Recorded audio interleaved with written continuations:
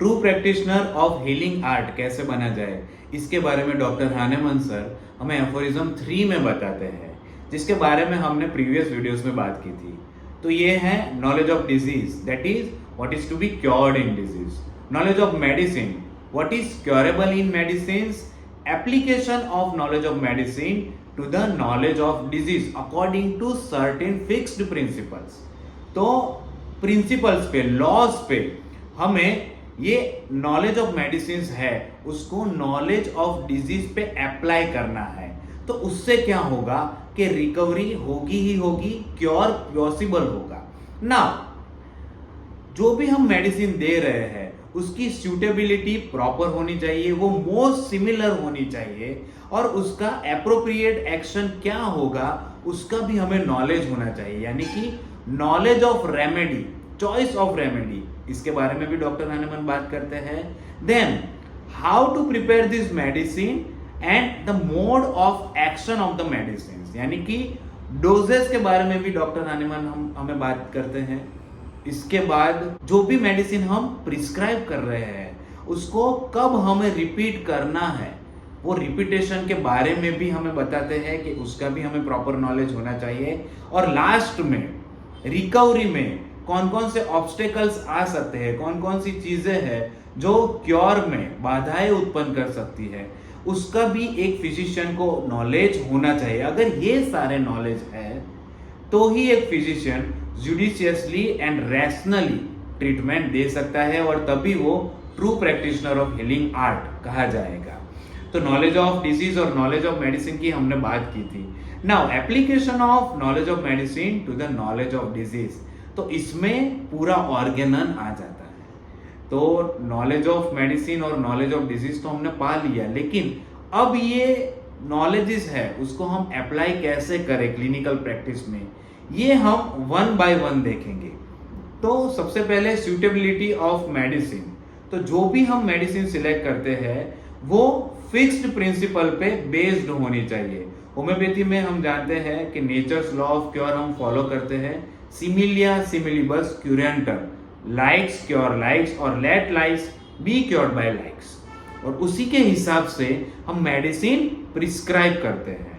Now जब भी हम मेडिसिन प्रिस्क्राइब करते हैं तो उसको हम कहते हैं रेमेडी। नाउ तो ये जो मेडिसिन हमने प्रिस्क्राइब की है उसका प्रॉपर डोज कौन सी पोटेंसी में देना है, उसको कैसे बनानी है वो भी हमें मालूम होना चाहिए, और उसको कब रिपीट करनी है वो भी हमें मालूम होना चाहिए ना। तो ये सारा नॉलेज पाने के लिए हमें ऑर्गेनन की प्रॉपर स्टडी करनी पड़ेगी। नाउ ऑब्स्टेकल्स टू रिकवरी, इसके बारे में हमें प्रैक्टिस ऑफ मेडिसिन इस सब्जेक्ट का नॉलेज प्रॉपरली होना चाहिए। तो अब हम बात करेंगे choice of remedy, choice of medicine selected. तो उसके लिए बहुत ही सारी मेथड्स हैं, classical method, keynote method, therapeutic method, miasmatic method, then different schools है कि जिसकी हेल्प से हम मोस्ट सिमिलर मेडिसिन तक पहुंच सकते हैं। क्लासिकल मेथड जो है उसमें हम जानते हैं कि हम केस टेकिंग करते हैं, फिर उसका एनालिसिस इवेल्युएशन करते हैं, टोटालिटी बनाते हैं, टोटालिटी के हिसाब से रेपर्टरी सिलेक्ट करते हैं, रेपर्टोरियल टोटालिटी, रूब्रिक हंटिंग करते हैं, फिर हमें एक ग्रुप ऑफ मेडिसिन मिलता है जिसमें से हम एक मोस्ट सिमिलर मेडिसिन चूज करते हैं with the help of materia Medica, और ऑर्गेनन के जो भी प्रिंसिपल है उसके हिसाब से हम डोज प्रिस्क्राइब करते हैं और केस को मैनेज करते हैं। तो ये हो गई क्लासिकल मेथड जिसके बारे में डॉक्टर हानेमन सर ने जिक्र किया था। Nowadays there are so many prevalent methods like keynote method, कि जिसमें हम देखते हैं कि पेशेंट के कोई भी 3 सिम्टम्स अगर कोई मेडिसिन को मैच हो जाते हैं तो हम उसको वो मेडिसिन दे देते हैं। थेराप्यूटिक मेथड, पेशेंट को कोई सर्टेन बीमारी है, कोई डिजीज है, और उस डिजीज के नाम पे से हम उसको मेडिसिन देते हैं। देन मायोस्मेटिक मेथड, कि जिसमें हमें लगता है कि पेशेंट जो डिजीज से सफर कर रहा है वो पर्टिकुलर मायाज्म के रिलेटेड है, तो हम उसके रिलेटेड एंटी मायोस्मेटिक मेडिसिन देते हैं।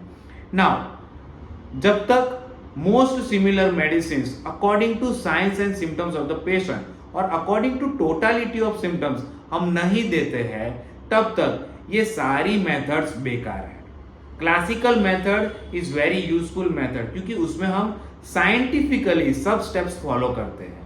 लेकिन बाकी की सारी जो मेथड है, अगर उसमें हम पेशेंट की टोटालिटी को मैच नहीं करते, उसके साइंस और सिम्टम्स, उसके subjective as well as objective symptoms को हम इग्नोर करते हैं, तो रिजल्ट जो है वो हमें प्रॉपरली नहीं मिलेगा। तो सबसे पहली चीज है कि जब भी आप प्रैक्टिस करते हैं तो जो भी मेथड आप यूज करते हैं वो फिक्स्ड प्रिंसिपल्स पे बेस्ड होनी चाहिए, और उसमें ट्रीटमेंट का जो ऑब्जेक्टिव है वो totality of symptoms, individual patient, यही होना चाहिए। हमें क्या क्योर करना है, क्या ट्रीट करना है? हमें टोटालिटी ऑफ सिम्टम्स को क्योर करना है या ट्रीट करना है। तो आप जो भी मेथड फॉलो करते हैं उसमें ये टोटालिटी ऑफ सिम्टम्स, पेशेंट के सारे साइंस और सिम्टम जो हमने एनालाइज किए हैं, इवेल्युएट किए हैं, जिसको हमें ट्रीट करना है, उसको आपको ध्यान में लेना ही चाहिए। टोटालिटी में से कोई भी सिम्टम्स माइनस नहीं होना चाहिए, उसको हमें नजरअंदाज नहीं करना चाहिए। तो आप कोई भी मेथड फॉलो करो, लेकिन टोटालिटी ऑफ सिम्टम्स में से एक भी सिम्टम्स उसमें कम नहीं होना चाहिए। This is the first and foremost rule. चाहे आप क्लासिकल मेथड यूज कर लो, देन कैंट मेथड यूज कर लो, बोगर बोनिंग-हसन मेथड यूज कर लो, या फिर की नोट मेथड, एंटी मायोस्मैटिक मेथड, कोई भी मेथड यूज कर लो, लेकिन वो साइंटिफिक होनी चाहिए। हम देखते हैं कि थेराप्यूटिकली जब भी कोई कॉन्स्टिपेशन का पेशेंट आ जाता है तो फिजिशियन जो होता है वो पेशेंट को इंप्रेस करने के लिए, अपना टाइम बचाने के लिए नक्स वोमिका दे देता है। Nux vomica is very abused remedy.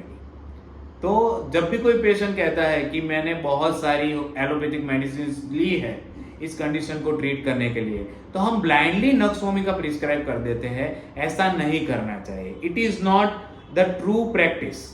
Okay, तो हमें जो भी प्रैक्टिस करनी है वो साइंटिफिक बेस पे होनी चाहिए। तो totality of symptom is the basic thing for each and every homeopath. उसके बाद आप कोई भी मेथड फॉलो करो, वो टोटालिटी ऑफ सिम्टम्स उसका एम होना चाहिए। टोटालिटी ऑफ सिम्टम्स को ट्रीट करना ही हर होम्योपैथ का एम होना चाहिए। तो ये तो हो गई डिफरेंट मेथड्स की बात। अगर आप इस हिसाब से कोई भी मेथड फॉलो करोगे तो आप सक्सेसफुल बनोगे ही बनोगे। नाउ इसके अलावा कई सारी मेथड है जो हमें यूज नहीं करनी है, जैसे कि हम कॉम्बिनेशंस कभी भी यूज नहीं कर सकते। एक से ज्यादा पोटेंटाइज्ड मेडिसिन हम नहीं दे सकते। कई लोग क्या करते हैं, बेलाडोना 200, फॉस्फोरस 30, एकोनाइट 200, ऐसा मिक्सचर बनाते हैं और सर्टेन डिजीज के लिए वो वही प्रिस्क्राइब करते हैं। This is not true homeopathy. इससे बच के रहिएगा। अगर पेशेंट को रिजल्ट मिलता है, पेशेंट को क्योर हो जाता है, तो वो क्योर नहीं है, it is basically a suppression. हम जानते हैं कि होम्योपैथिक मेडिसिन अगर इस तरह से यूज की जाए तो it will cause suppression.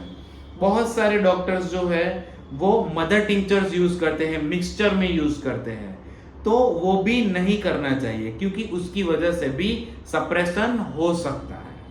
So this are the basic things to practice homeopathy. इसके बारे में हम डिटेल में चर्चा करेंगे हमारे नेक्स्ट वीडियो में। Hope you like this video. Please like, share and subscribe my YouTube channel Medic Talks. Thank you very much.